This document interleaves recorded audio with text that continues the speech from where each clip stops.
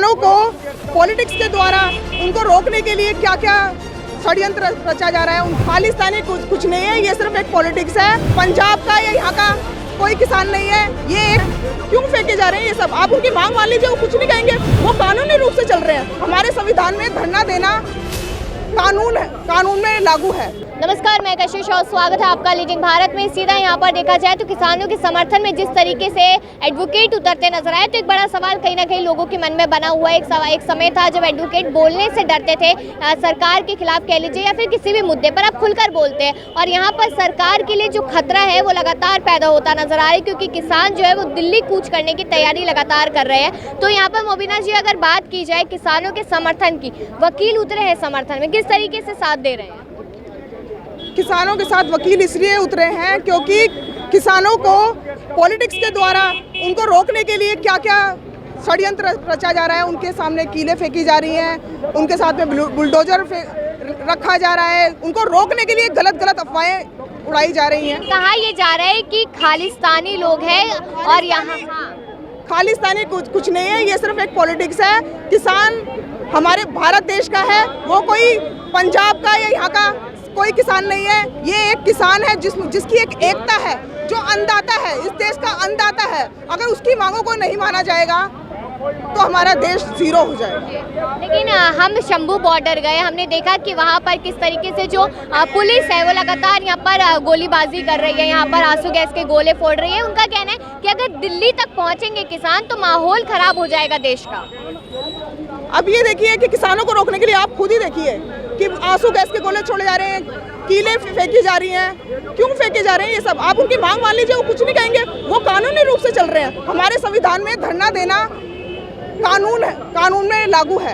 हम धरना दे सकते हैं, लेकिन हम देख रहे हैं कि किसान जो हमारे अन्नदाता हैं, हमें सामने आना पड़ रहा है उनके लिए। हम अधिवक्ता गणों को उनके समर्थन में खड़ा होना पड़ रहा है। क्या लगता है मैम कि 2 साल पहले भी मोदी सरकार को झुकना पड़ा था, क्या इस बार भी कुछ ऐसा होता नजर आएगा? बिल्कुल झुकेगी। हम कानून उनके साथ में खड़ा है, किसानों के समर्थन में हम लोग खड़े हुए हैं और हम किसानों के साथ कभी गलत नहीं होने देंगे, क्योंकि किसान हमारे अन्नदाता है। अगर अन्नदाता को वो खून पसीने की मेहनत की कमाई से सारा कुछ हमारे देश के लिए, हम जनता के लिए कर रहे हैं। अगर उनकी फसल को, उनकी नस्ल को कुछ नुकसान होता है तो देश का बहुत बड़ा लॉस है ये। पिछली बार 750 किसानों ने अपनी जान गंवा दी थी। अगर इसी तरीके से पुलिस के यहाँ पर गोलाबारी, इस बार जान नहीं गंवाएगी। इस बार सारे अधिवक्तागण कल कड़कड़गुरमा कोर्ट में प्रदर्शन किया था, आज 30 हज़ारी कोर्ट में, कल द्वारका कोर्ट में भी होगा। उनके समर्थन में हम लोग खड़े हुए हैं।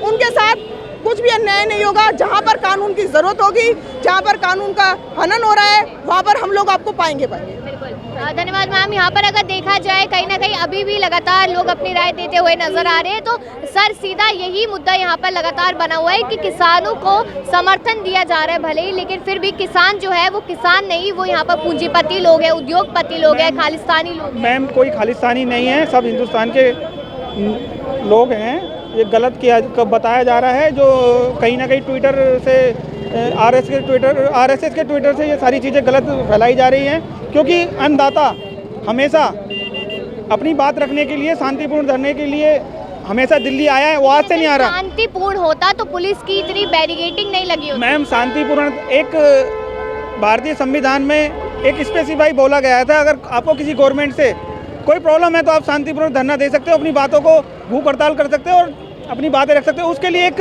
पॉइंट भी निर्धारित किया गया गवर्नमेंट के द्वारा, पॉइंट भी निर्धारित किया गया जिसे बोलते हैं जंतर मंतर। 50 साल से लगातार जिसको अपनी बात रखनी होती है किसी भी मुद्दे पे, वो हमेशा की हमेशा जंतर मंतर पे आता है और हमेशा अपनी बात रखता है। और लोग कब तक यहाँ पर साथ देंगे किसानों का? क्या लगता है, सरकार झुकेगी या नहीं? लास्ट टाइम किसानों के साथ जो बर्बरता हुई थी, लोगों को जेल डाला गया था। हम कहीं ना कहीं चाहते हैं कि अगर भारतीय संविधान का कोई मिसयूज करता है तो अधिवक्ता हमेशा संविधान के फेवर में खड़े हैं, संविधान के हित में खड़े हुए हैं। जहां अगर संविधान गिरेगा, टूटेगा, तो उसके लिए अधिवक्ता हमेशा खड़े हैं और खड़े रहेंगे।